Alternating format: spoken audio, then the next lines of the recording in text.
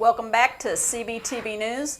David, I'm always excited with your stories. Tell us the one about Tiny Tim and Charles Dickens. Well, Dickens. Did you know that Charles Dickens may well have saved Christmas as we know it today? All thanks to one short novel written back in 1843.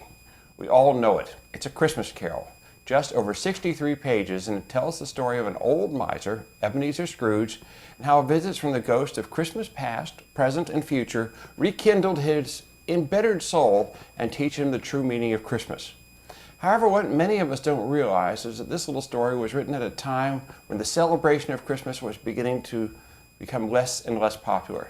During the early 19th century, both in Britain and in America, were the beginnings of the Industrial Revolution, and the impact of this upheaval on society, on relationships, and the culture as a whole was devastating.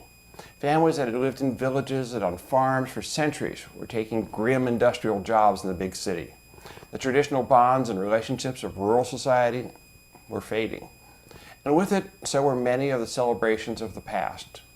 Christmas, in the harsh, somewhat soulless world of the emerging industrial society, seemed ready to fall by the wayside. It's hard to believe, but it wasn't even an officially recognized holiday in either Britain or America. It was in this environment that A Christmas Carol, one short story, captured the imagination of the public and encouraged many to revive the celebration of the holiday and indeed to establish that tradition that we still follow today.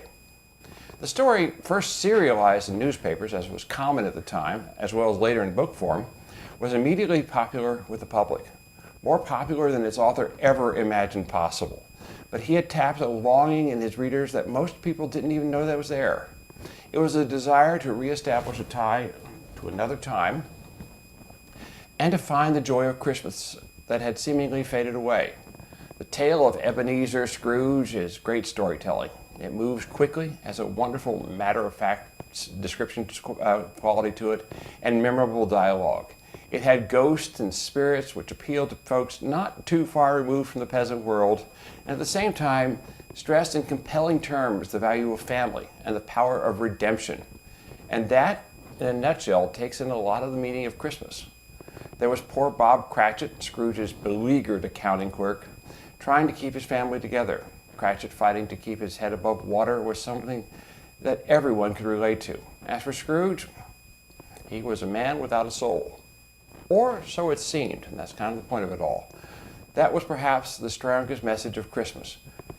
Scrooge did have a soul, and as cold and callous as he had become, he was still capable of warmth, and as the promise of Christmas itself was a symbol that we could still find redemption through the Christmas spirit.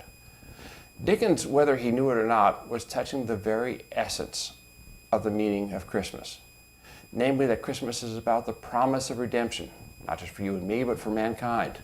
God had not forgotten us, and at the heart of the celebration is the warmth of our spirit and the strength of our ties to our families and our fellow human beings. So with that, as Bob Cratchit's littlest son, Tiny Tim, says at the close of the novel, God bless us, everyone. Merry Christmas. And now to George with the sports.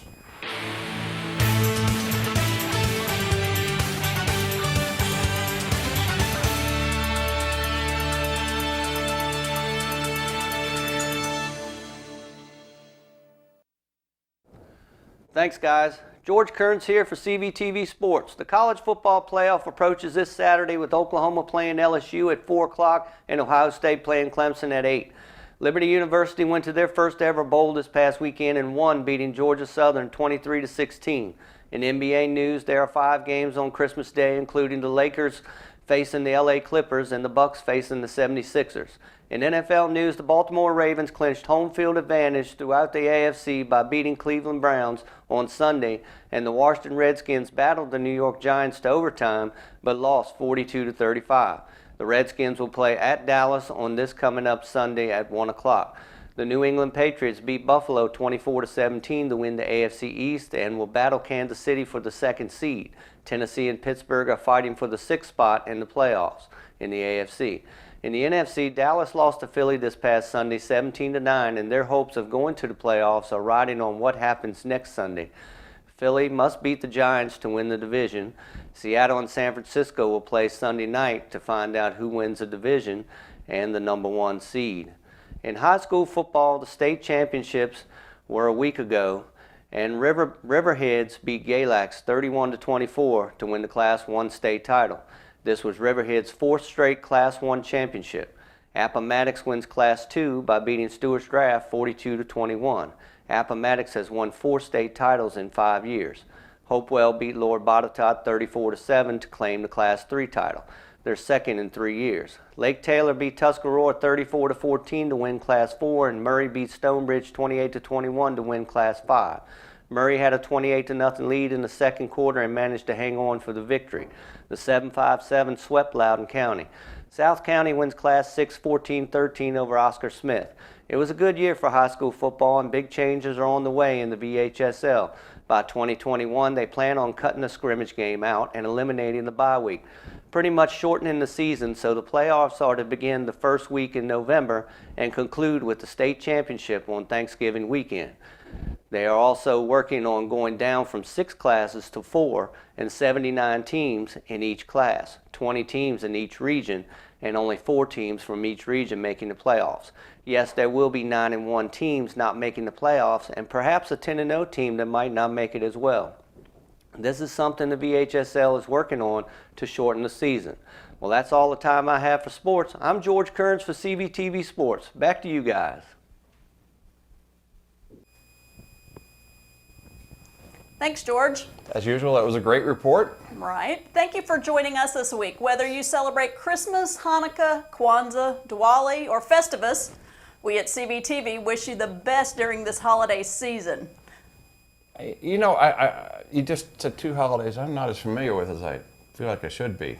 Diwali is the celebration of people from India. It's the festival of light, like many of our other holidays.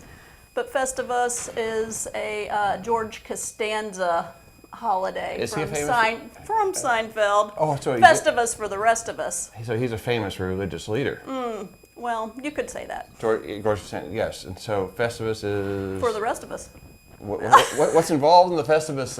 I'm trying to be serious here now. What's Well, involved in the Festivus celebration? There's a poll involved, airing of grievances, feats of strength, and of course the meal.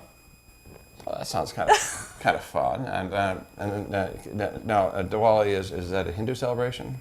Folks from India, yes. Oh, that's cool. Yeah. So and now Kwanzaa is a celebration of. Our African American friends. It's a very family-oriented, multiple-day celebration. I've always liked that. And Hanukkah is the celebration of lights. Yes. A very famous part of Jewish history. There's a lot to celebrate in our community. There is. And particularly around this time of year. I'm going to have to work on my strength for the Festivus celebration. Yes, right. You've got to work. I haven't really worked There's out about this wrestling yet. involved in feats of strength. Wrestling. Yes. I usually don't associate that with the holidays. Combat is usually not associated with Christmas. It is with Festivus. So in any event, remember to like us on Facebook, subscribe to our YouTube channel, or you can stream our channel on cvtvnews.net. And remember, happy Hanukkah, happy Kwanzaa, Diwali. happy Diwali, happy Festivus. Festivus. Now, leave everybody out? I don't think so. And Christmas, of course, Merry Christmas! Merry Christmas. And with that, all the best from those of us here at CVTV. We'll see you next year.